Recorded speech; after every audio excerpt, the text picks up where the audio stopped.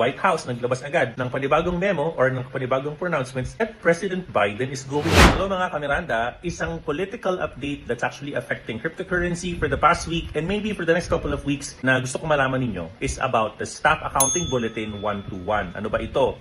Most recently, the lower house or the Congress that's actually Republican dominated is able to pass a law na sinasabing technically na SEC has made an overreach on releasing the Staff Accounting Bulletin 121 or SAB 121 na very technical man, papadaliin ko na lang, pinahihirapan nito ang mga bangko na maging custodian ng cryptocurrency or Bitcoin. Unang-una, napakataas ng kanilang reserve requirements, di umano to safeguard daw the investing public at nagkaroon pa noong na napakaraming issues affecting concentration risks for the banks. Therefore, halos talagang walang bangko ang makapag-comply na maging custodian. Pero kung maaalala ninyo, pinilit pa rin through the S1 filing ng spot Bitcoin ETF na magkaroon ng role ang mga bangko as an authorized participant.